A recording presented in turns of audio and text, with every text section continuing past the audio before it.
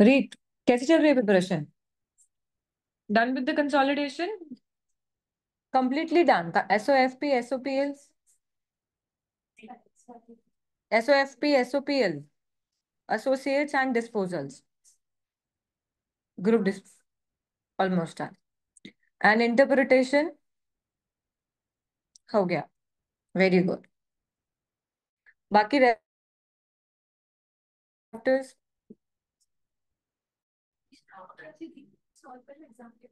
Done. A section, B section, C section, single entity. हाँ, single entity का entire question. अभी तक हम एक एक एडजस्टमेंट्स पढ़ते थे, but to make entire P and L और a balance sheet it's very different thing, no. Do practice, मतलब बच्चे सिंगल एंटिटी में थोड़ा सा परेशान हो जाते हैं।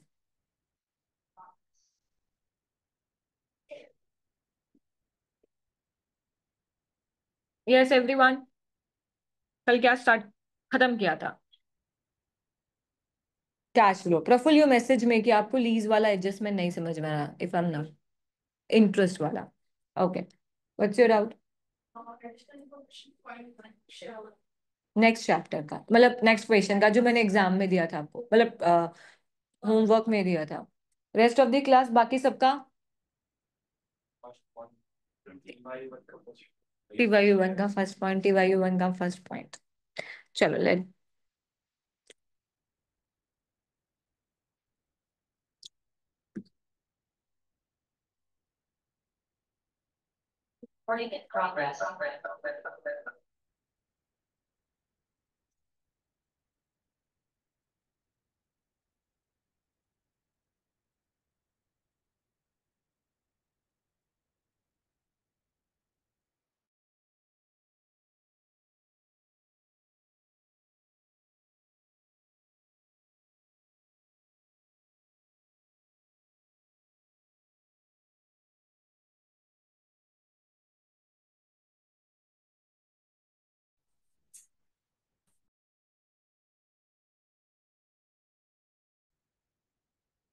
Read this point.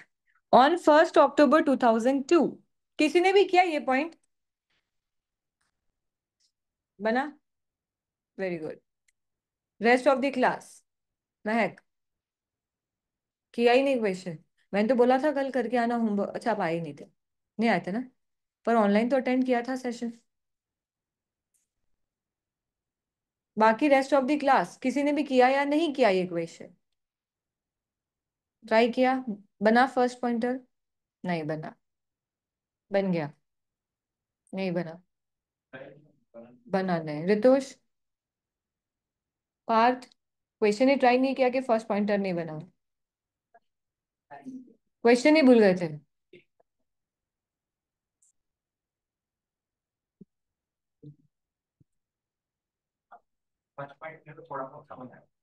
थोड़ा बहुत समझ में आया। On 1st October 2002, Hollywood issued 60,050 ordinary share at a premium of 100%.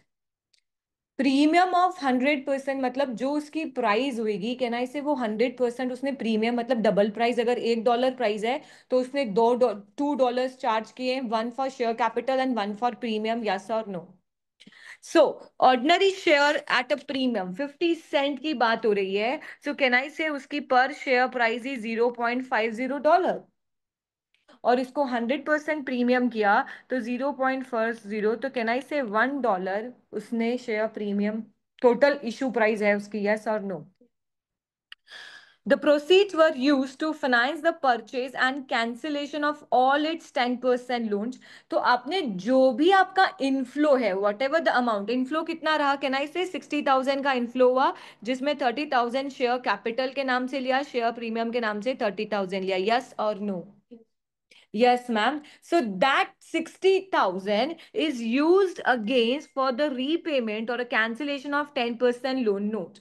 कितने 10% लोन नोट्स? मैम पहले 40 थे, अब 0 हो गए। तो कैन आई से आउट ऑफ 60 का जो इनफ्लो है हमारा, 60,000 का जो इनफ्लो है, उसमें आउटफ्लो, अगर फाइनेंसिंग एक्टिविटी की बात करें, can I say there is a inflow of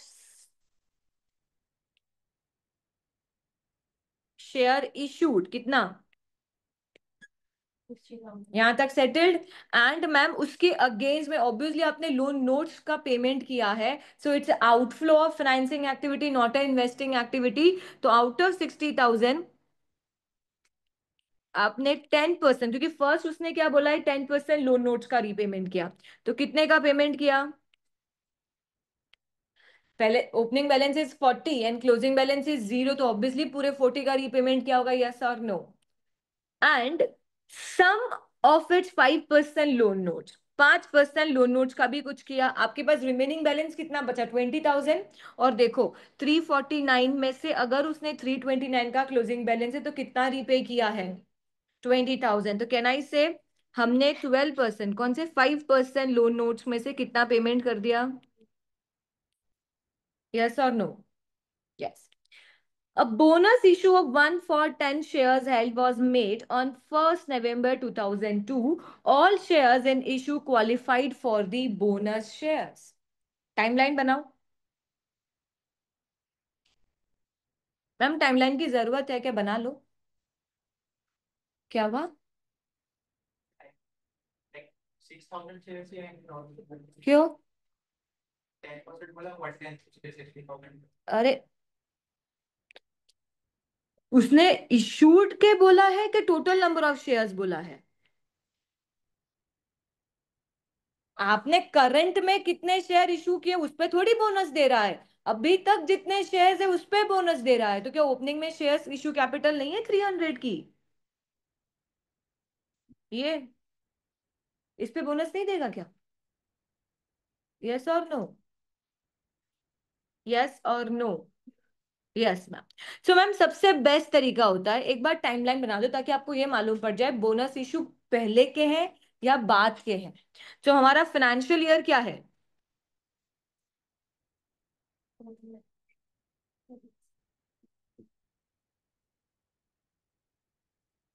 this is my financial year, yes और नो? आपने 1 अक्टूबर 2002 को ही कितने शेयर्स इशू किए?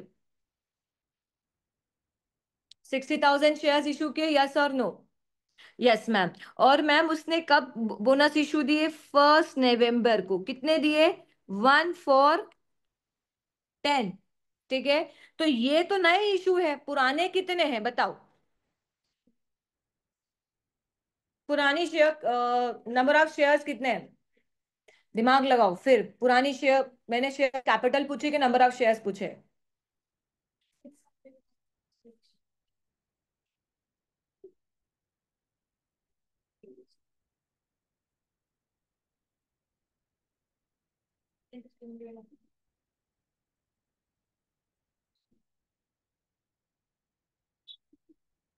कितने नंबर ऑफ शेयर्स हैं?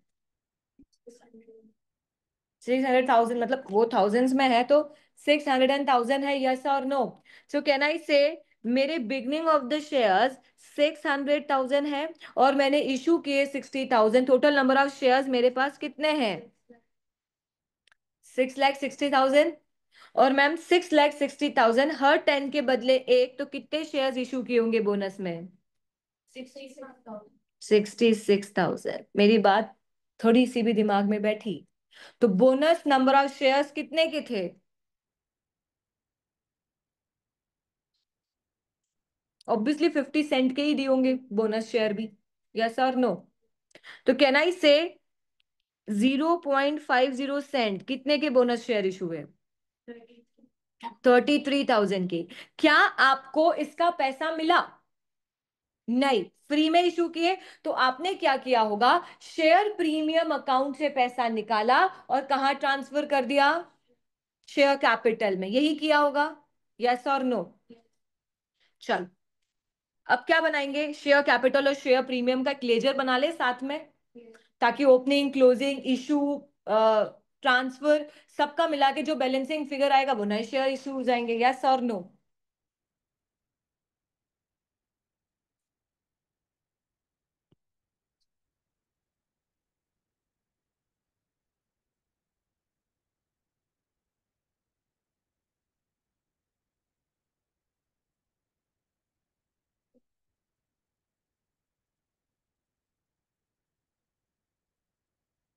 यस और नो?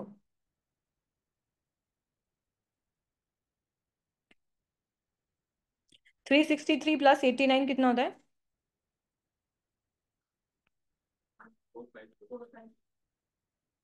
ठीक है, मैंने शेयर्स इशू किए हैं 60। याद है स्टार्टिंग में मैंने ये वाले शेयर्स इशू किए थे जिसमें आपने बोला था 60,000 पैसा आया है। यस और नो? तो मैम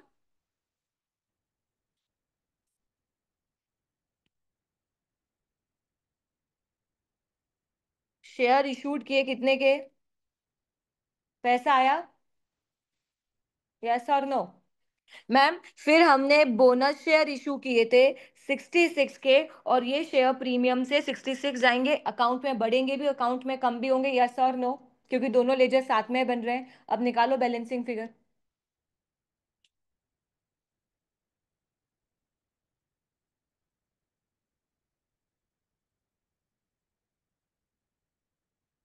मैच हो जाएगा मेरे ख्याल से तो। तो इट मींस दैट हो गया लेजर मैच। तो नेट कैश इनफ्लो कितना, इस ट्रांजैक्शन में कैश इनफ्लो कितना हुआ? जीरो? अरे 60 का इनफ्लो नहीं हुआ? ये जो शेयर इशू किए थे 60,000 के, इनफ्लो नहीं हुआ? तो मैम नेट इनफ्लो 60, आउटफ्लो दो 40 का 8%, 5%, 10% लोन नोट्स एंड 20 का 5% लोन नोट्स, ये आउटफ्लो हो गया। मैम शेयर प्रीमियम इधर शेयर कैपिटल से बोनस इश्यू बढ़ा दिया 66 के, उधर शेयर प्रीमियम से शेयर 66 माइनस कर लिया। यस और नो? आया सबको समझ में?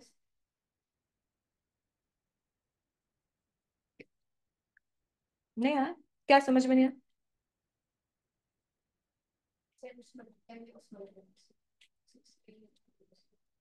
मतलब समझना क्या है? हम्म। 1 नवंबर पे उसने इशू किया 1 for 10, मतलब हर 10 के बदले एक शेयर देगा। नंबर ऑफ शेयर्स कितने थे? 6,60,000। तो उसका हर 10 के बदले एक, मतलब कैसे?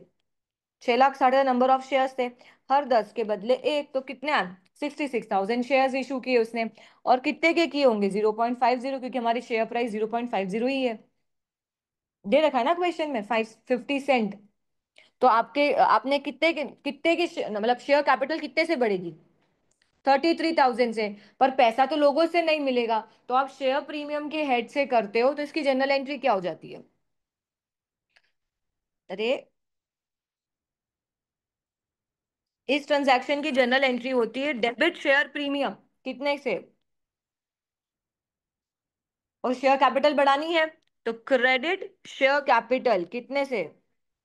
हो गया। पैसा गया नहीं, आया नहीं, बट आपको कहीं तो शेयर कैपिटल बढ़ानी है, तो ऑब्वियसली डबल अकाउंटिंग सिस्टम है, तो कहीं से तो लेना पड़ेगा। तो आप शेयर प्रीमियम से लेते हो। ठीक है? यस। एनीवन?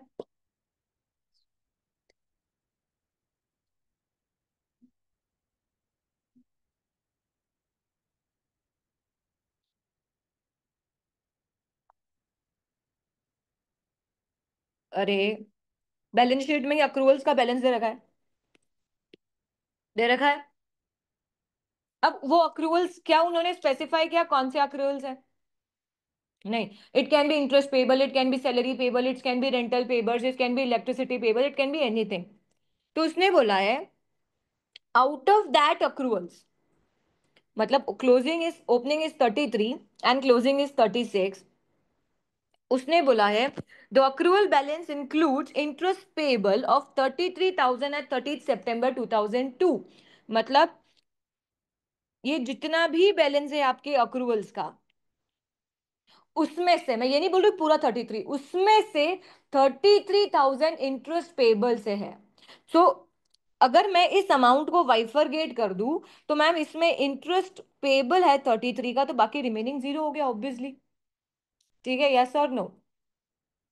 एंड उसने बोला है 6,000 एट 30 सितंबर 2003, मतलब आउट ऑफ 36,000 वाइफरगेट करें तो 6,000 फॉर इंटरेस्ट पेबल, एंड बाकी रिमेनिंग अक्रूवल्स का बैलेंस है।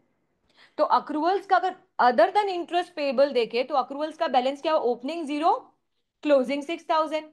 तो वो तो हम करंट लाइबिलिटी के मूवमेंट में देख लेंगे कि हमारी लाइबिलिटी पहले जीरो थी, अब 6,000 की, तो इनफ्लो है कि आउटफ्लो है?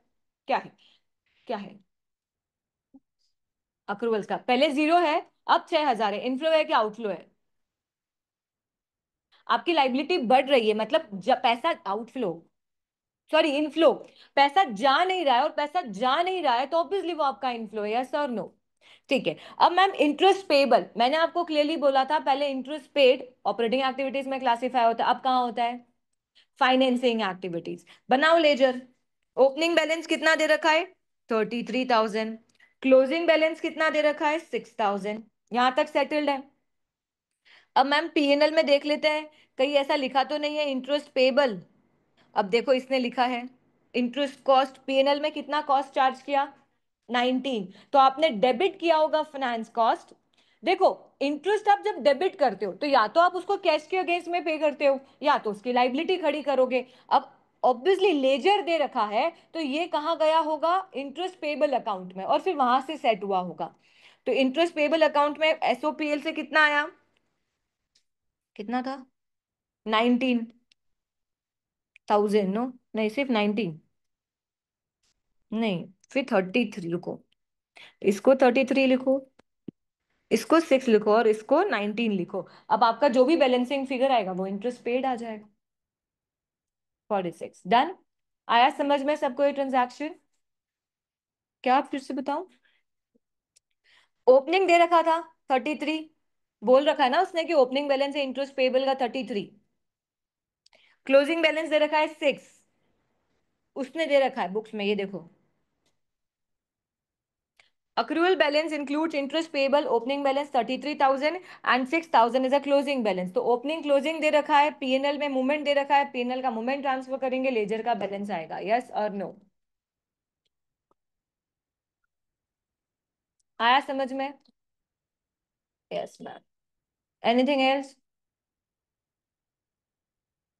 एक क्वेश्चन के आगे कुछ देखा ही नहीं क्या ऐसा? हाँ, बने कि नहीं बने?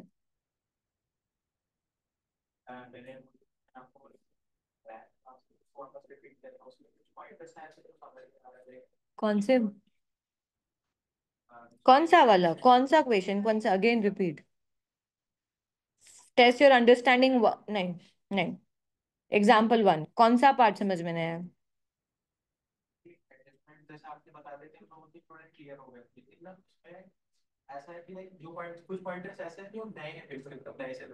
कौन से? वही तो पूछ रही हूँ। सिक्योरिटी प्रीमियम तो है ही नहीं इसमें। शेयर प्रीमियम का क्या दिख रहा है?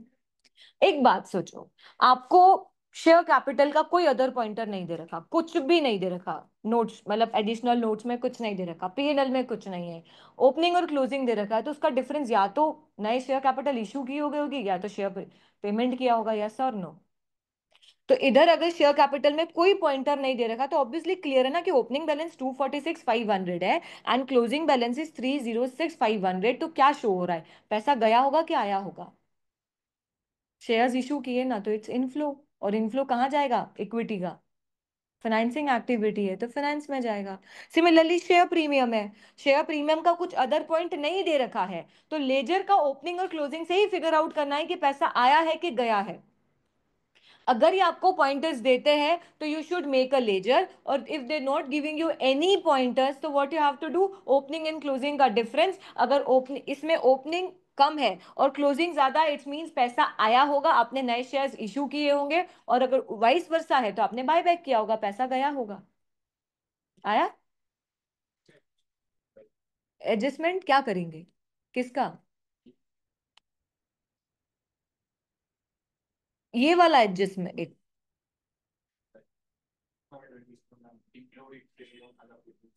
ये अब पॉइंट ढंग से पढ़ो। Included in trades and other payable at 30 September 2009। दो फाइनेंशियल ईयर दे रखे, 2009 एंड 2008, वो 2009 की बात कर रहा है। ठीक है। उसने क्या बोला? ट्रेड एंड अदर्स पेबल्स में, ट्रेड एंड अदर्स पेबल्स उसने बाइफरगेट करके नहीं दिया, उसने ये बोला कि ट्रेड एंड अदर्स पेबल्स में ये जो अमाउंट दे रखा है 257,000 टोटल में, इसमें एक 5,000 का ऐसा अमाउंट है, क्या है? is an amount of 5,000 in respect of accrued interest. Accrued interest, can I say, अगर ये payables में है तो it's not a interest receivables, is always a interest payable. तो can I say 257,000 को अगर हम दो में split करें तो मुझे एक interest payable का amount दे रखा है 5,000, and बाकी remaining can I say trade payables होंगे? Yes or no? सिर्फ बाइफरगेट किया मैंने, अभी तक कुछ भी नहीं किया। ठीक है। And the prior year amount associated with this was 3,000। It means जो क्लोजिंग पिछले साल का बैलेंस था उसमें 3,000 किससे रिलेटेड है? इंटरेस्ट पेबल से। बाकी रिमेनिंग कौन सा पेबल है? Trade payables. तो इंटरेस्ट पेबल का ओपनिंग मिल गया कितना? 3,000। क्लोजिंग मिल गया 5,000। पीएनएल का मूवमेंट डालेंगे, आपको इंटरेस्ट पेड मिल जाएगा। समझ में आया?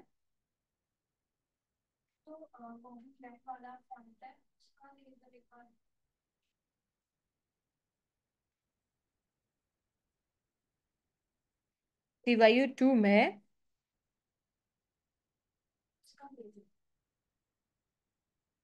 देखो,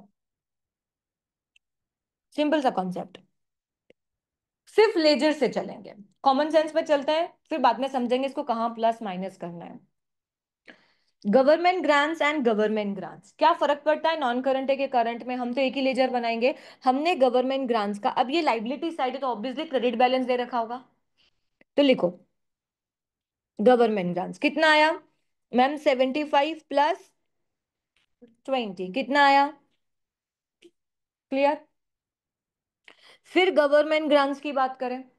ठीक है। फिर गवर्नमेंट ग्रांट्स का क्लोजिंग कितना है? क्लियर? एक बार पीएनएल में देखिए, पीएनएल दे रखा है क्या? नहीं दे रखा। सो मैम इसने बोला है grant income of 55,000 has been credited to the operating expenses. मतलब आपको जो भी ग्रांट्स मिली थी, जैसे मैंने आप लोगों को बताया था ना कि सपोज आपको 3 लाख की ग्रांट्स मिली, ठीक है, and this grants for 3 years. उसने बोला है you have to maintain the term and condition जो एसोसिएटेड है with the grants, and 3 lakh की ग्रांट्स ले लो। बोला अब ये 3 लाख की ग्रांट्स क्या हमारी फर्स्ट ईयर की इनकम है? नहीं। कहना इसे 3 सालों में इनकम पीएनएल में जानी चाहिए। तो उसने क्या किया, हर एक साल पूरा होगा और 1 लाख की इनकम पीएनएल में डालेगा। इट्स मींस लाइबिलिटी कम कर लेगा और पीएनएल में इनकम बुक कर लेगा। यस और नो? सिमिलरली उसने बोला कि जो भी आपको ग्रांट्स मिली थी, आउट ऑफ दैट 55 मिलियन आपने इस साल की इनकम मान ली। सो जब आपने इनकम मानी होगी तो पीएनएल को डेबिट किया होगा कि क्रेडिट? हमेशा ध्यान रखना, इनकम और एक्सपेंसेस पीएनएल में बुक किए जाते हैं। तो अगर इस साल आप इनकम बुक कर रहे हो तो ऑब्वियसली पीएनएल को क्रेडिट किया होगा। तो क्रेडिट क्या किया होगा? एसओपीएल 55 से। तो ऑब्वियसली कौन सा लेजर कम किया होगा? गवर्नमेंट ग्रांट का कम किया होगा, तो डेबिट किया होगा क्या? जब गवर्नमेंट ग्रांट्स को डेबिट किया तो डू यू थिंक ये लाइबिलिटी का अकाउंट था 95, उसमें से 55 कम कर देंगे? यस और नो? तो मैम क्या आ जाएगा? एसओपीएल में ट्रांसफर कितना? अब बैलेंसिंग निकालोगे तो आपको ये मालूम पड़ेगा इस साल और कितनी गवर्नमेंट ग्रांट रिसीव्ड हुई है, या फिर ये मालूम पड़ेगा कि इस साल क्या पता गवर्नमेंट ने वापस मांग लियो कि मेरा पैसा वापस कर दो। क्या निकल रहा है? हाँ, कितना? 55, 50। अब यहाँ आ रहा है 50। इट मीन्स कैन आई से आपकी लाइबिलिटी और बढ़ रही है। इट मीन्स आपको पैसा और मिला होगा गवर्नमेंट से। यस और नो? सो कैन आई से grant received during the year 50। ठीक है। अब मैम इसको अकाउंटिंग कैसे करेंगे? Operating, investing, financing. मैंने क्या बोला था? गवर्नमेंट ग्रांट्स को क्या कंसिडर करोगे? इन्वेस्टिंग। फाइनेंसिंग नहीं, इन्वेस्टिंग। क्यों? बिकॉज वो आपको generally factory outlets machines capital structure खरीदने के लिए ग्रांट्स दी जाती है। ठीक है, तो आप ये 50 को क्या कहाँ डालोगे? इनफ्लो, इन्वेस्टिंग एक्टिविटी में आप डालोगे। It's inflow of cash of 50,000। ठीक है, यहां तक तो हम सेटल्ड हुए। बट मैम, इसने बोला है 55 मिलियन क्रेडिट क्या है पीएनएल में। तो जब आपका ऑपरेटिंग प्रॉफिट आया होगा, सो डू यू थिंक उसमें वो ऐड होके आया होगा? पर लॉजिकली होना चाहिए था क्या ऐड? नहीं, तो वहां क्या कर दोगे? लेस। समझ में आई बात?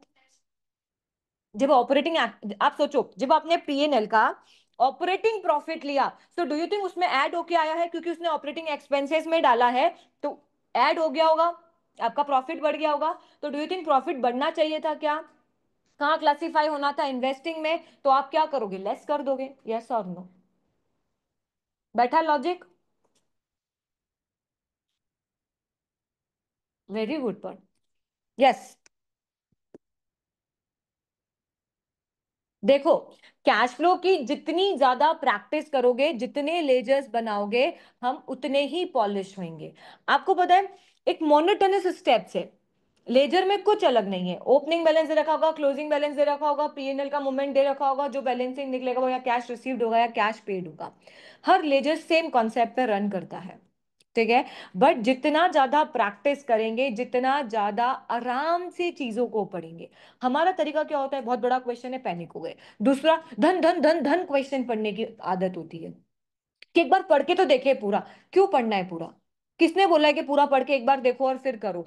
आप क्वेश्चन की एक एक लाइन को पढ़ते जाओ, अपने आप चीजें इंटरप्रिटेट होगी।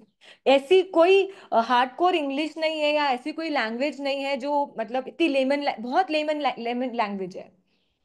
ऐसी कोई लैंग्वेज नहीं है जो हम समझ नहीं सकते। पर अगर आप पढ़ने का तरीका इंप्रूव करोगे तो बहुत इजीली चीजें समझ में आएगी। क्लियर? यस। लाइबिलिटी पड़ेगी, और फिर जैसे जैसे हम उसको 3 साल में से इनकम मानेंगे, लाइबिलिटी को कम करेंगे।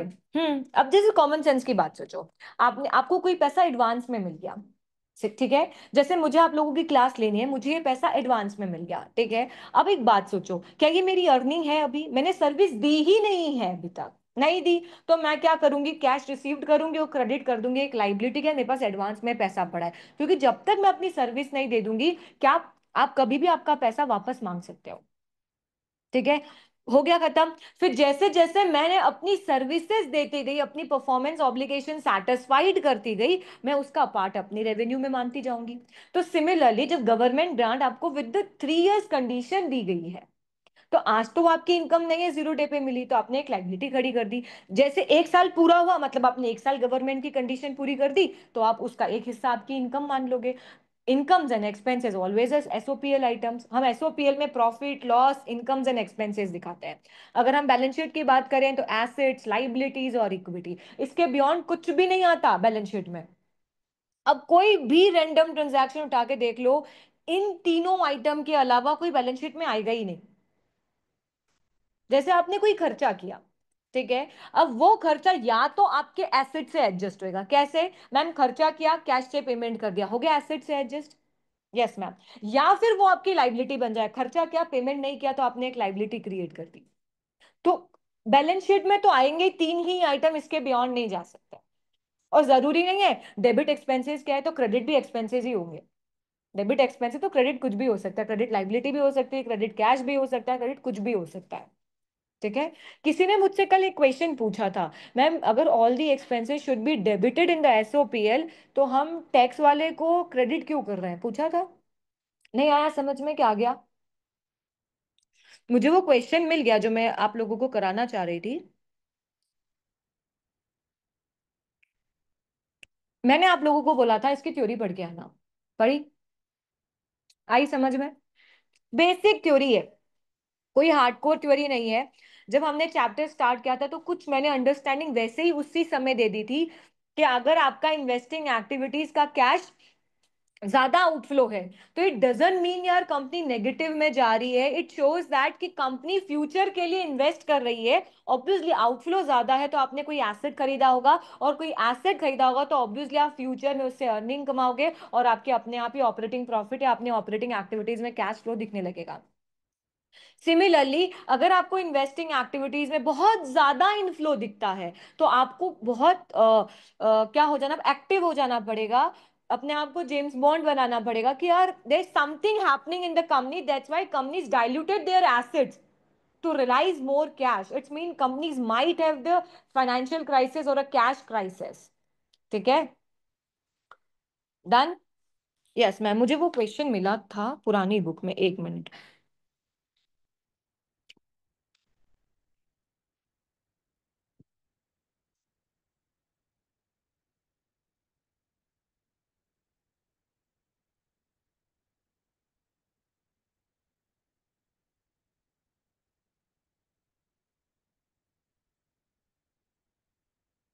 तो रीत आज क्लास क्यों अटेंड की? ओके।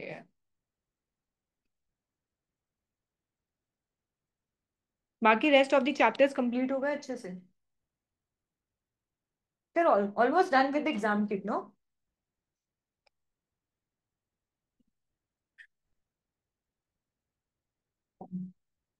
कंसोलिडेशन करा कहाँ से फिर?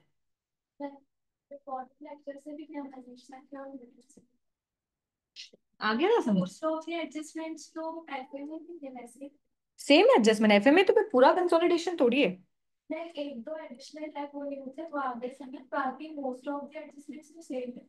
सेम ही थे।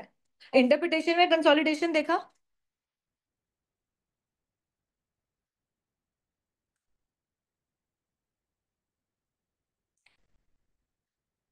हम पूरा क्वेश्चन नहीं सॉल्व करेंगे, that ledger particularly, that ledger I really wanted to make.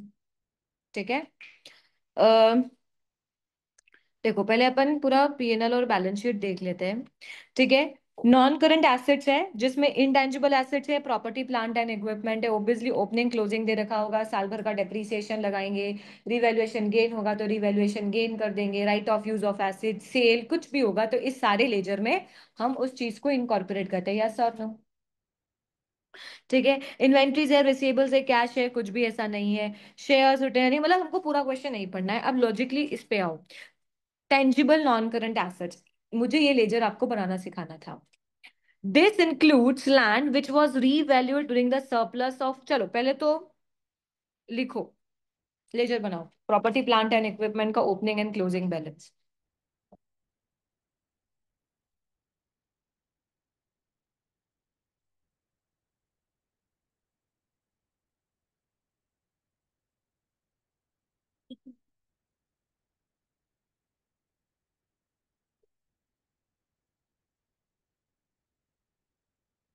तो ग्रुप डिस्पोजल कैसे करोगे रीत?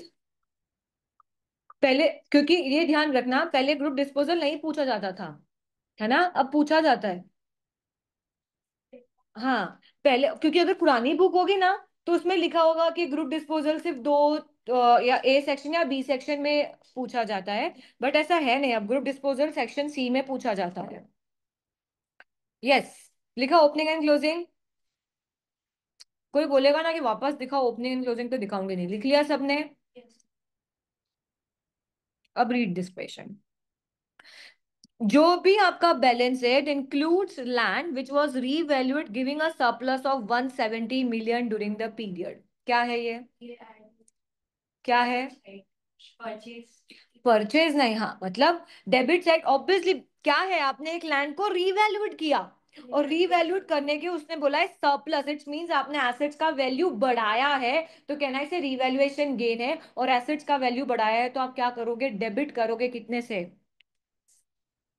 क्लियर है सबको? The company motor vehicles fleet was replaced during the year, एक मोटर व्हीकल थी जो इस साल रिप्लेस्ड हुआ है, अब बहुत अच्छे से समझना। The fleet originally cost 42 million, जब मैंने वो फ्लीट खरीदा था उसकी कॉस्ट कितनी थी, 42 million, and had been written down to 11 million at the time of its replacement, तो आज उसकी कैरिंग वैल्यू कितनी है? क्लियर है? The gross cost of the fleet replacement was 180 million, अगर आज मैं उसको रिप्लेस करती हूं तो मुझे कितने का नया खरीदना पड़ेगा? 180 million. Trade in allowances of 40 million was given for the old vehicles, मेरी ओल्ड व्हीकल्स की वैल्यू कितनी है? क्या, कौन बोला 40? 11 मिलियन है, बट सामने वाला बोल रहा है चल ठीक है, तू मुझसे नया फ्लिट खरीद रहा है, नई चीज खरीद रहा है, तो चल मैं तेरा पुराना वाला कितने में ले लूंगा। क्या मुझे 14 मिलियन कैश मिला? क्या मेरे पास से 180 मिलियन पैसा गया? कितना गया मेरे पास से? 166। समझ में आया? रिपीट। देखो, दिख कैसा रहा है कि 11 मिलियन का था, ठीक है, इसको बेचा कितने में? 14 मिलियन में। तो लॉजिकली आ रहा है कि ma'am cash received 14 million, is it? No. उसने बोला था मेरे को कितना देना है आपको, मुझे आपको 180 देना है, आप मेरा पुराना रख लो, और 14 मिलियन काट के मैं आपको रिमेनिंग बैलेंस पे करूंगा। तो मेरे पास से एक नया एसेट आया, ठीक है, कितने का आया? मेरे मेरे पास एक नया एसेट आया 180 रुपए का, 180 का। तो मैम जब मैं अपना लेजर बनाऊंगी तो मैं एक एसेट लिखूंगी अंदर की तरफ 180, जिसमें से मैं लिखूंगी कैश पेड 166 और एक ट्रेड इन अलाउंसेस 14। लॉजिक बैठा क्या? मतलब 180 का एक नया एसेट आया, इसके अगेंस्ट में मैंने कैश पेड किया कितना? 166, और मुझे ट्रेड इन अलाउंसेस मतलब डिस्काउंट मिला कितने का? 14। कितने का आ गया बाहर एसेट? यस और नो? तो आपके लेजर में अंदर आप लिखोगे कैश पेड 166 और ट्रेड इन अलाउंसेस 40, और बाहर जाके एसेट आएगी 180 की, क्योंकि 180 का ही एसेट मिला ना। यस और नो? बैठ पा रहा है या नहीं लॉजिक? बैठा। अब मैम मैंने भले से बेचा नहीं, मुझे उसके अगेंस्ट में पैसा नहीं आया, बट मेरे साइड से एक एसेट गया ना, तो उसकी कैरिंग वैल्यू मुझे अपनी बुक से कम करनी पड़ेगी या नहीं? यस मैम, कितने की कैरिंग वैल्यू थी? तो डू यू थिंक आप क्रेडिट साइड में लिखोगे सेल ऑफ एसेट्स 11? लॉजिक बैठ पा रहा है कि नहीं? तनिष्का? यस मैम, समझ में आया क्या ये वाला कॉन्सेप्ट? ये वाला ही जो मैं आपको नहीं बता रही थी, एक एसिड के बदले दूसरा एसिड ले लिया है तो कैसे करेंगे। मिला 180 का ही है। अब मैम आपने यहाँ पे वाइफरगेट क्यों करवाया कैश पेड और ट्रेड? क्योंकि जब बैलेंसिंग निकालोगे तब भी कैश पेड आएगा, तो आप ये वाला अमाउंट और वो वाला अमाउंट ऐड करके रखोगे ना कि मैंने एक्चुअल में कैश कितना पे किया। अगर आप पूरा 180 का लिख देते तो क्या लगता कि आपने पूरा 180 पे किया है? पूरा 180 पे किया है क्या? नहीं, 180 के अगेंस्ट में आपने 166 पे किया है, और एक नई एसेट्स के बदले आपको 14 का वो मिला है कंपनसेशन। यस और no? The company acquired some new plant on 1st July 2006 at a cost of 120 million from Bonway। मतलब मैंने एक और प्लांट एक्वायर किया है कितने का? 120। तो अब ये समझना है कि ये जो प्लांट आपने एक्वायर्ड किया है उसके अगेंस्ट में कैश पे किया है कि मैम कुछ और पे किया है? क्योंकि कैश पे किया होगा तो आप कैश पेड करके लेजर में लिखोगे, और कैश पेड नहीं किया होगा तो आप कुछ और करके लिखोगे। यस और no? An arrangement was made on the same day for the liability for the plan to be settled by Jack Black issuing at a par 8% loan notes to the Bonway। Can I से उसको कितना पे करना था? 120। और उसके against में उसने कैश नहीं पे किया, उसने क्या इशू कर दिए? लोन नोट्स इशू किए। कितने के? 8% लोन नोट्स इशू किए। अब लोन नोट्स देखिए हमारी बैलेंस शीट में कितने के हैं, कितने के इशू किए उसने? इस साल हमने 200 के लोन नोट्स इशू किए। तो ma'am out of 200 can I से 120 तो प्योरली एसेट के अगेंस्ट में है, तो क्या उस लोन नोट्स के बदले पैसा मिला होगा? नहीं, उसके बदले क्या मिला? एसेट। तो क्या ये एसेट कैश में खरीदी गई है? नहीं, तो कैश पेड नहीं लिखोगे, एसेट परचेज लिख के क्या लिख दोगे? 120। क्योंकि एसेट तो बढ़ाना पड़ेगा ना, तभी तो बैलेंसिंग फिगर निकलेगा। यस और नो? अब वो बोल रहा है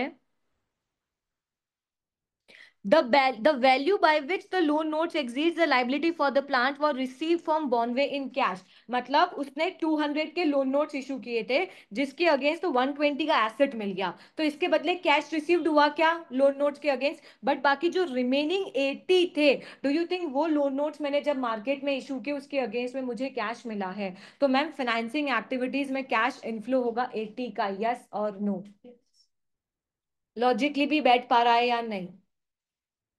कुछ ऐसा जो बियॉन्ड कैपेसिटी जा रहा है कि कुछ अलग हो गया यार ये तो?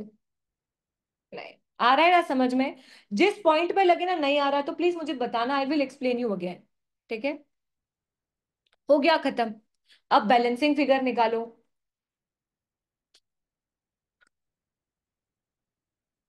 विकसित समझ में आया क्या? Yes ma'am.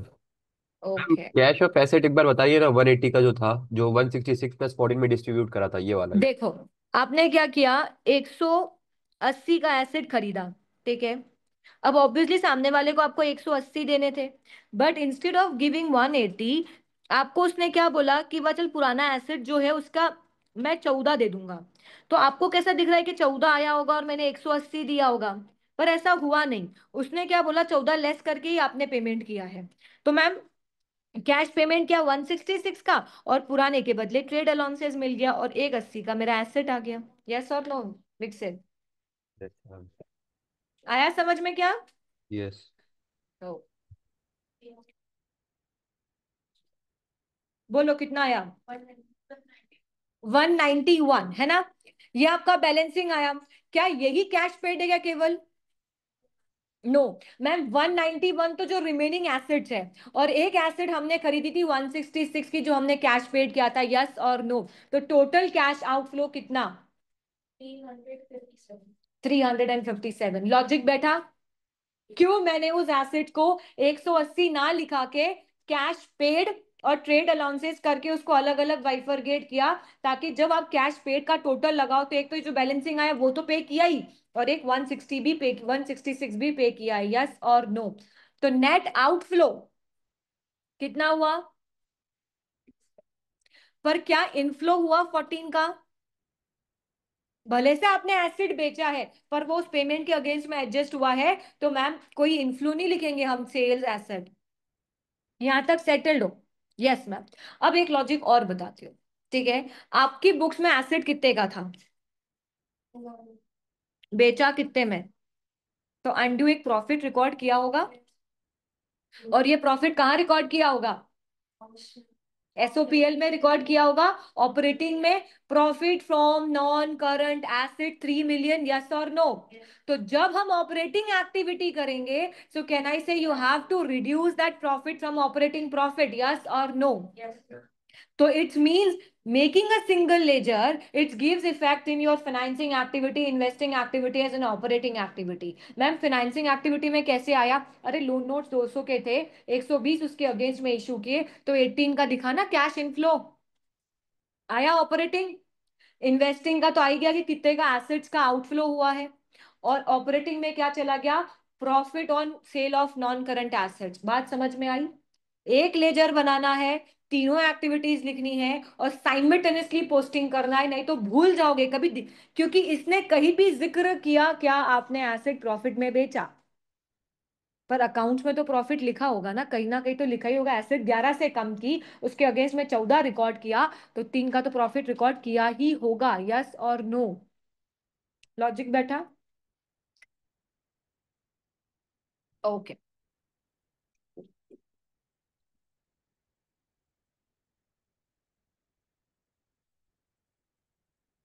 ये देखो, profit on disposals of vehicle आया 3। आप ये ऑपरेटिंग प्रॉफिट में ऐड होगा। मैम ये तो प्रॉफिट बिफोर टैक्स से चल रहा है। अरे ये पुराना वाला फॉर्मेट से चला रहा है, हम किससे चलाते हैं फॉर्मेट? ऑपरेटिंग प्रॉफिट से, ठीक है?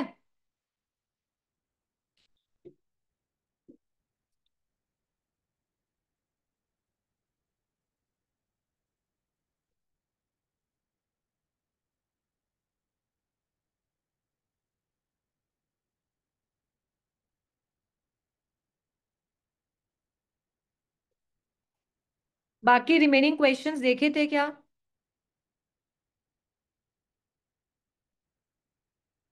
यस और नो? सार, सारे रिमेनिंग क्वेश्चंस देखे थे?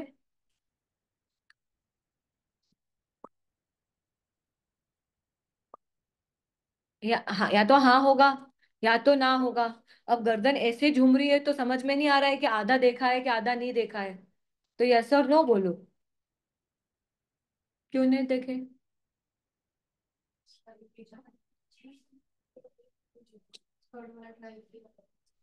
बना? यस। क्यों नहीं? वही वाला समझ में नहीं आ रहा था, अब आ गया। मैं हमेशा बोलती हूँ, टीचर कर रहा है ना, आप उसको देख के समझोगे ना कि हाँ समझ में आ गया है, तो वो कभी नहीं पॉसिबल है। वो तो आपको घर जाके खुद से करना ही पड़ेगा, तभी कमांड बनेगी, नहीं तो रेस्ट आप नहीं कर पाओगे। यस एवरीवन, बोलो।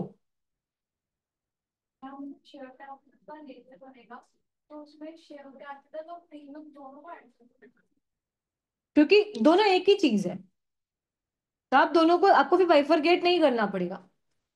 शेयर कैपिटल और शेयर प्रीमियम का आप दोनों साथ में बनाओगे तो जो बैलेंसिंग आएगा वो आपको ये रहेगा कि इन टोटल इतना पैसा आया शेयर से। जैसे करंट नॉन करंट लाइबिलिटीज में अपन बोलते हैं कि दोनों का एक लेजर बनाते हैं, सिमिलरली जो नेचर सेम है उनका लेजर सेम बना देते हैं। जैसे शेयर कैपिटल का शेयर प्रीमियम का नेचर सेम है तो उनका एक बना दिया, टैक्सेशन डेफर्ड टैक्स का नेचर सेम है तो उनका एक बना दिया, बस।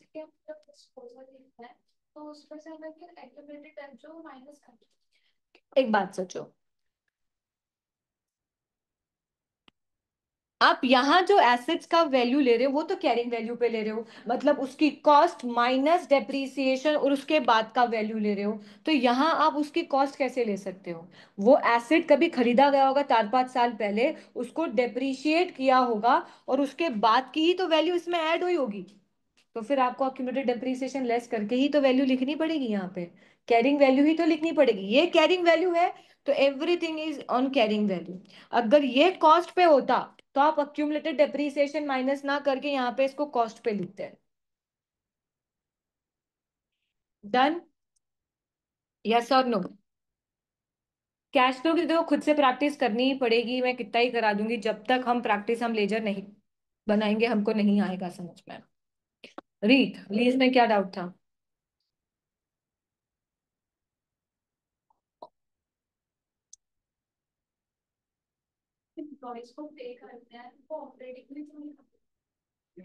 एम्प्लॉयज को जो पे करते हैं ऑपरेटिंग में ही तो आता है, सैलरी तो ऑपरेटिंग में ही आता है।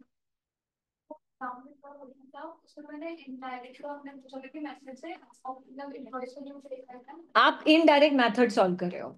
आप इनडायरेक्ट मेथड में कहीं भी दिखाते हो क्या सैलरी पेड, कितना पे किया दिखाते हो क्या, कि सिर्फ मूवमेंट लेते हो?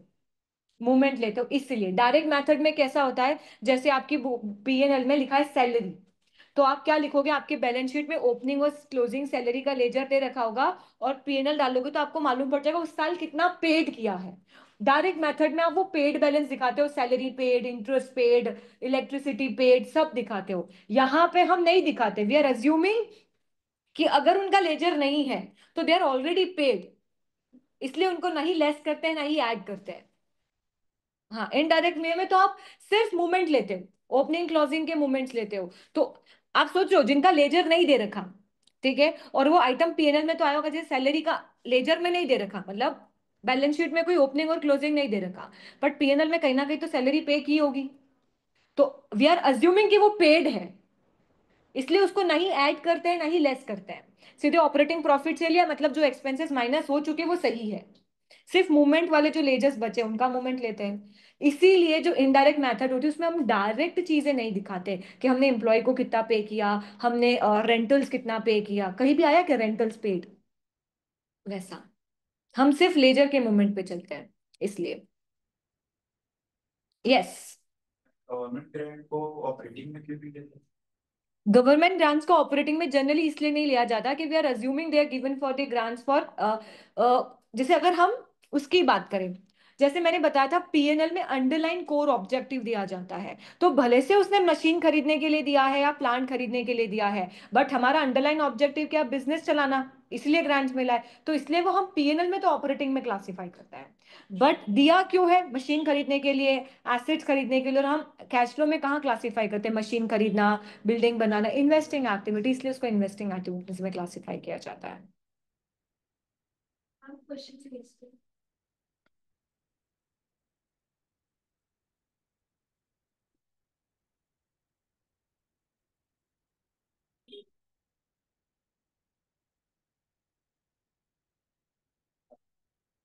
ये बीबीबी का क्वेश्चन है क्या?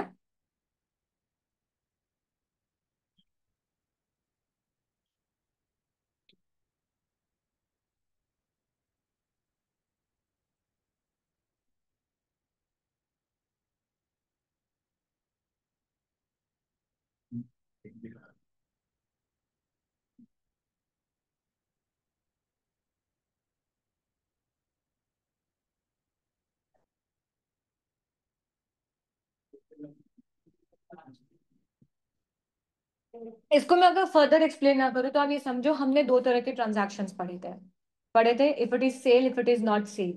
This transaction is sale, why? Because उसने बोला है क्लियरली कि आईएफआरएस 15 के रेवेन्यू रिकॉग्निशन के क्राइटेरियाज मीट हो गए। ठीक है, तो मैम इट इज सेल, तो हम दोनों ट्रांजैक्शंस को रिकॉर्ड करेंगे। तो फर्स्ट, सेल जब रिकॉर्ड करते हैं तो डेबिट कैश करते हैं, क्रेडिट एसेट करते हैं और क्रेडिट प्रॉफिट करते हैं। डन, एक जनरल एंट्री ये साथ में करेंगे। और मैम सिमिलरली हम डेबिट करते हैं क्या? अब हम लीज की भी साथ में एंट्री करते हैं। Debit right off use of assets करेंगे और क्रेडिट क्या करेंगे? Lease liability. अगर मैं पूछूं कि कैश कंसिडरेशन कितना मिला, तो कितना मिला? 8 मिलियन। ठीक है, और मैम एसेट कितने का गया? 7 मिलियन की। दो अमाउंट फिक्स हो गए। Yes ma'am. मैम हमको लीज लाइबिलिटी की प्रेजेंट वैल्यू दे रखी है 2162850, ये आ गई। 5 साल का लीज है तो right off use of assets के लिए आपको फॉर्मूला लगाना पड़ेगा, जिसमें आप क्या लगाते हो? You have to calculate retention ratio.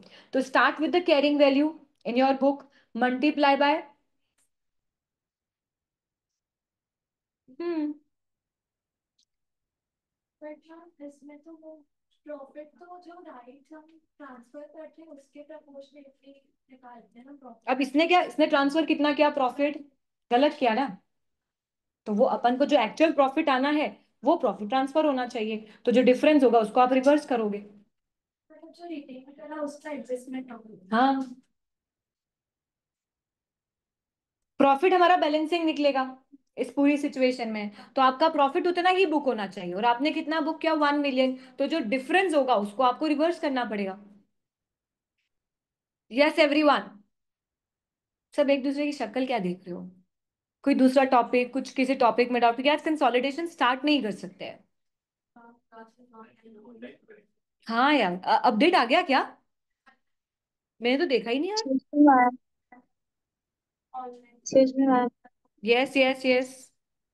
Ma'am आप कंसल्टेशन स्टार्ट करेंगे क्या? क्योंकि फर्स्ट से लेके सिक्स तक देयर इज ऑनलाइन क्लासेस ऐसा अपडेट है।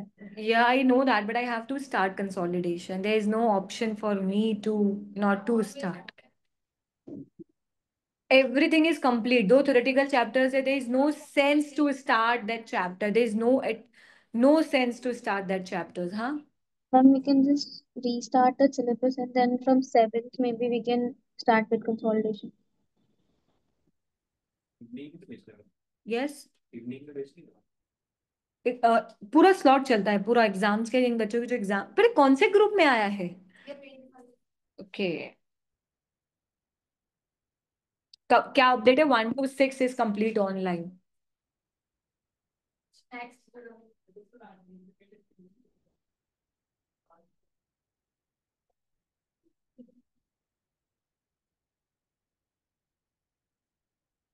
समझते हैं। I will try to make sure कि ऐसे क्लासेस ली जाए, ऑनलाइन भी ली जाए तो I am already visible to you. I will try. Actually कैसा है, हमारे पास सेटअप तो है, मतलब मेरे पास I have a complete setup कि मैं आपको विजिबल तो हूँ। बट प्रॉब्लम ये है कि वो जर्नली वर्क्स ऑन यूट्यूब, मतलब आप लाइव जाके पढ़ा सकते हो।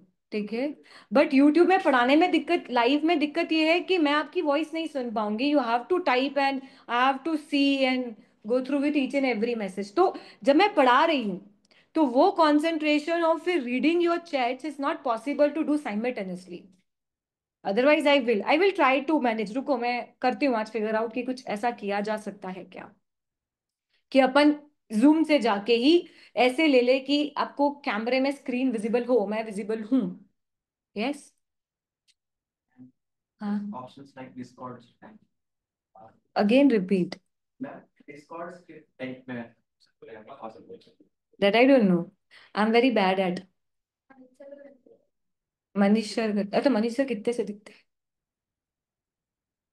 मैम अगर फुल्ली विजिबल होकर स्क्रीन पर लाइक हमें आपकी स्क्रीन कैसे दिखेगी? दिखती है. मेरा यूट्यूब चैनल देखो, दिखेगी. मैं भी दिखूंगी और मेरी स्क्रीन भी दिखेगी, प्रॉपर दिखेगी. मेरे सारे बॉडी लैंग्वेज, मेरे सारे एक्सप्रेशन दिखेंगे. Everything is possible. छोटे से दिखते होंगे सेंटर. खोलो. पूरी दिखती हूँ, प्रॉपर दिखती हूँ. इतनी इतनी से बॉक्स में नहीं दिखती हूँ. यार पैसा लगाया उस चीज के. But will figure out, will do. पर यार 1 से 6. हाँ, हाँ, वो तो इनकी एग्जाम्स है ना पूरे फॉर द एंटायर वीक. आपकी कब है रीत?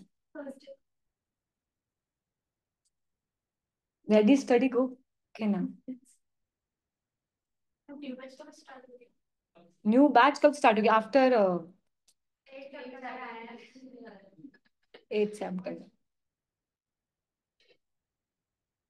चलो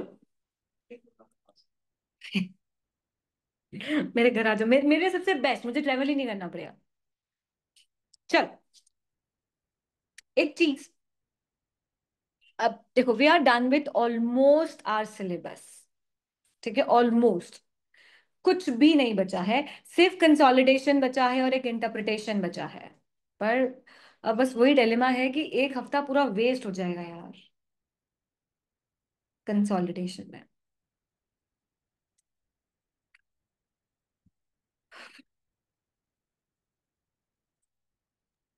तो मैम आप फिर से रीस्टार्ट कर दीजिए and then we can start from maybe 7 सितंबर कंसोलिडेशन. अरे मेरे लिए 1 महीना पूरा इंपॉर्टेंट है. मैं एक हफ्ता छोड़ दूंगी तो मैं तो वापस डिले हो गई ना एक हफ्ता कंसोलिडेशन के लिए. जिन्होंने स्टार्टिंग से बैच किए ना, तो उनके लिए तो डिले हो गया 1 हफ्ता बैच.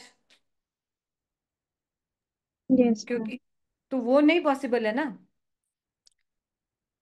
चलो एक काम करते हैं.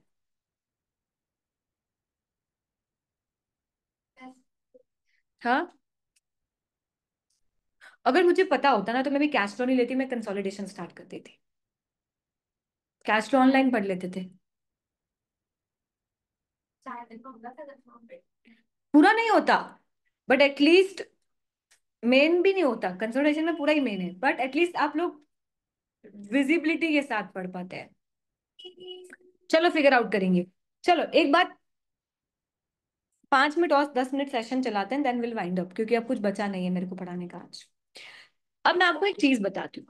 पहले तो ये सनो कंसोलिडेशन होता क्या है, ताकि हमारा माइंडसेट प्रिपेयर रहे कि हम पढ़ने क्या जा रहे हैं, ताकि एटलीस्ट जब मैं ऑनलाइन स्टार्ट करूँ तो मुझे ये बकवास वापस ना भूलना पड़े आप लोगों को. देखो क्या होता है, कंपनीज कंपनीज में इन्वेस्ट करती है. ठीक है, एक कंपनी है. ठीक है, एक कंपनी ने बी कंपनी के 50% शेयर्स खरीद लिए. ठीक है, एक कंपनी ने मोर देन 50, चलो 50 मत लो, मोर देन 60% शेयर्स खरीद लिए. ठीक है, both are separate entity. Shares खरीद लिए तो क्या बी अपना काम करना बंद कर देगी? नहीं, उसके शेयर कैपिटल में ए मेजर शेयर होल्डर हो जाएगा, बाकी तो कंपनी अपना बिजनेस करेगी. यस और नो? ठीक है. सो मैम होता क्या है, देखो एक बात सोचो. ए की मीटिंग हुई, बी की मीटिंग हुई. अब बी सोच रहा है कि यार मैं ये करना चाहता हूँ या इस चीज पे रिजोल्यूशन पास करना चाहता हूँ. ठीक है, अब रिजोल्यूशन पास करना है, कौन पास करेंगे? अरे बी. बी के शेयर होल्डर्स पास करेंगे. Each share holder has one voting right, है ना? तो शेयर होल्डर्स अपना वोट देंगे और रिजोल्यूशन पास करेंगे। सो आपको ये नहीं दिख रहा कि ए के पास तो 60% वोटिंग राइट है, वो अपनी मर्जी से कंपनी को रूल कर सकता है, अपनी मर्जी से कंपनी को कंट्रोल कर सकता है। मैम आप प्लीज एक बार रिपीट कर देंगे, आपकी आवाज लैग हो रही थी। यस, दो कंपनीज है ए एंड बी। ए ने एक कंपनी के शेयर्स खरीदे, मोर देन 60% शेयर खरीदे। अब बी को कोई रिजोल्यूशन पास करना है, each share holders has one voting right, ये तो हमको कॉमन सेंस में पता ही है। अब जब वोटिंग हुई तो मिस्टर ए इटसेल्फ, उसको कोई लोड ही नहीं, कोई पॉलिटिक्स खेलने की जरूरत नहीं, उसको तो बस हाथ खड़ा करना है कि नहीं करना। और रिजोल्यूशन किसके हिसाब से पास होगा, बी के हिसाब से कि ए के हिसाब से? ए के हिसाब से। सो डू यू थिंक भले से वो इंटायर कंपनी का ऑनर नहीं है, but it can influence the decision of the company, और इन्फ्लुएंस क्या, it can move the decision whatever the mister A wanted. Yes और no? Yes ma'am. So ma'am इस टाइप के relationship में, ठीक है, जहां मिस्टर ए पूरे ऑनरशिप नहीं है but somehow it acquired 60% share capital, ऐसे रिलेशनशिप में कंसोलिडेशन बनाया जाता है। ठीक है, तो मैम कंसोलिडेशन में दो एंटिटीज होती है, या हम बोल सकते हैं दो नेम से हम इन लोगों को बोलते हैं। ए हमेशा कहलाएगी, जिसके जिसके पास शेयर्स होते हैं ना, जो खरीदता है, इट ऑलवेज सेज पेरेंट। ये कंपनी क्या कहलाएगी, पेरेंट कंपनी कहलाएगी। और जिस कंपनी के शेयर्स उसने खरीदे हैं वो कंपनी उसकी सब्सिडरी कहलाएगी। ठीक है, क्यों बनता है, कैसे बनता है, वो अलग मैटर है। ठीक है, अभी तक अगर हम नॉर्मल देखें तो मिस्टर ए एक फाइनेंशियल स्टेटमेंट बनाते होंगे, यस और नो, जिसमें उनकी assets, liabilities, equity, incomes and expenses होते होंगे। और एक मिस्टर बी बनाते होंगे जिसमें उनकी assets, liabilities, equity, income and expenses होते होंगे, यस और नो? ठीक है, होते होंगे।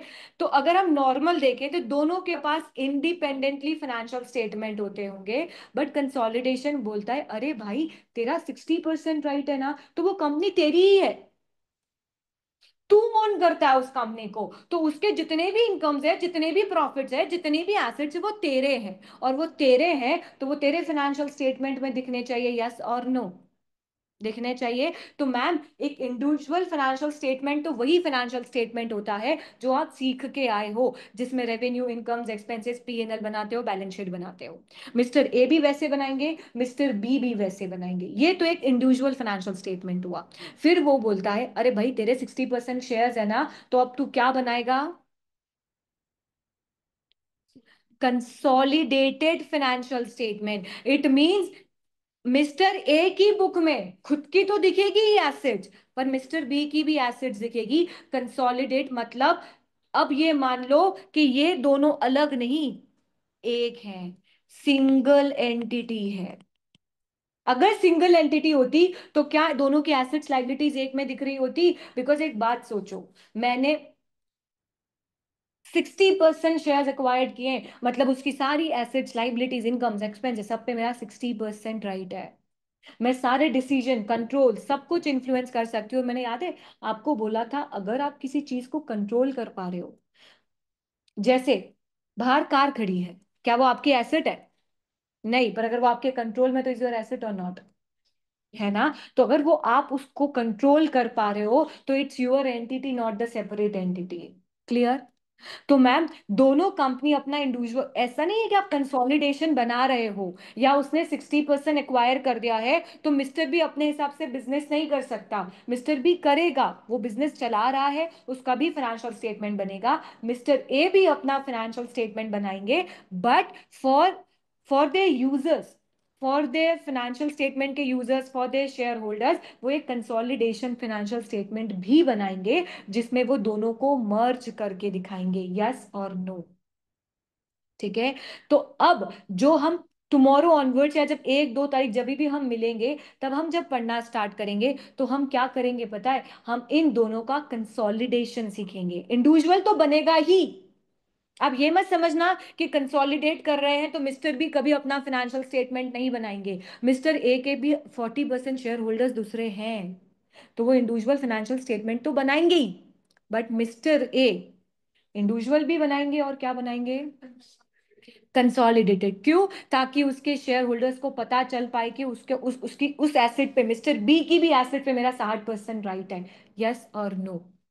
समझ में आया? तो कंसोलिडेशन उन दोनों को ऐड ऑन करना है। मैम वो ऐड ऑन कैसे करेंगे, कैसे प्रेजेंट करेंगे, वो बात का मैटर है। पर समझ में आया क्यों कंसोलिडेशन? क्या? क्योंकि उस पे 60% राइट मेरा है, तो 60% उस एसेट पे हक मेरा है, तो मैं दिखाऊंगा ना मेरी एसेट्स में।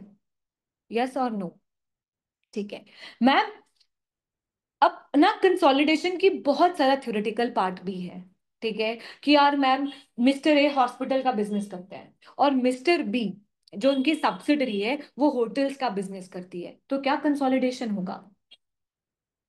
दोनों का अलग नेचर ऑफ बिजनेस है मैम। हॉस्पिटल और होटल्स मतलब बिल्कुल एंड है, डेड एंड बिजनेस है दोनों एक दूसरे के, तो क्या कंसोलिडेशन होगा?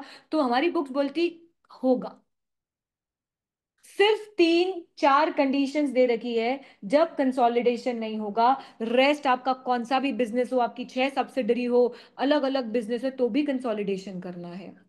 अपने पापा मल्टीपल बिजनेसेस करते हैं, किसी के पापा दुकान भी संभालते हैं, प्लस वो ब्रोकरेज का भी काम कर लेते हैं, प्लस वो कुछ और भी कर लेते हैं, प्लस वो कुछ और भी कर लेते हैं। भाई एक भले से अलग अलग बिजनेस है, नेचर भी अलग अलग है, बट ऑनर तो एक है। क्या फर्क पड़ता है कि अलग अलग बिजनेस है? तो आपका चाहे अलग अलग नेचर ऑफ बिजनेस हो, पेरेंट का अलग हो, सब्सिडरी का अलग हो, it's your subsidiary no.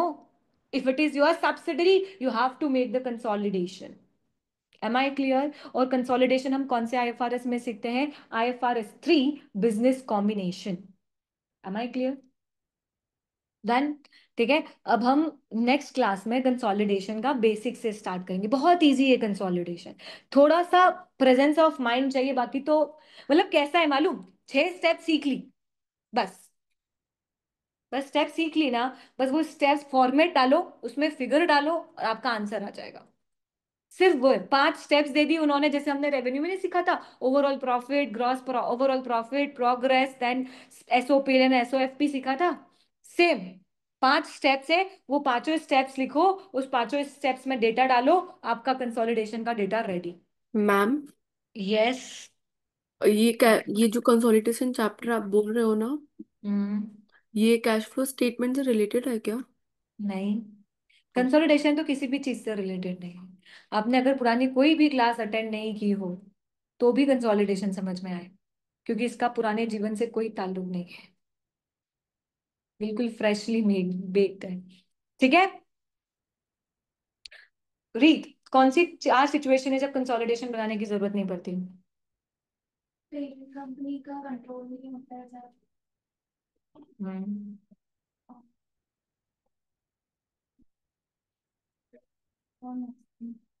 Consolidation का थ्योरी का पार्ट करना, पिछली बार थ्योरेटिकल क्वेश्चंस बहुत बैठे थे कंसोलिडेशन के। प्रिंसिपल्स ऑफ कंसोलिडेशन को पढ़ते हैं।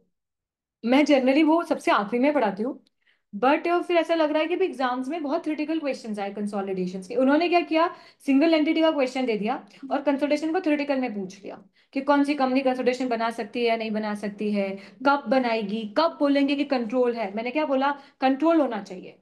अब वो कंट्रोल कब होना चाहिए, उसमें भी उन्होंने 3 डेफिनेशन दे रखी है कंट्रोल की। तो थ्योरेटिकल पार्ट थोड़ा सा पढ़ लेना। ठीक है। Can you wind up session for a day, but please या तो कंसोलिडेशन में आना और या तो पूरे महीने मत आना। आपके पास 2 ही ऑप्शन हैं। मैम कभी कुछ इमरजेंसी आ गई तो पार्थ तो यही सोच रहा है, कभी मैम तबीयत खराब हो गई, इमरजेंसी आ गई, घर जाना पड़ा, किसी रिलेटिव को लेके आना पड़ा, कोई भी इमरजेंसी हो, सिर्फ मैं ही छुट्टी ले सकती हूँ। ठीक है। चल बाय बाय।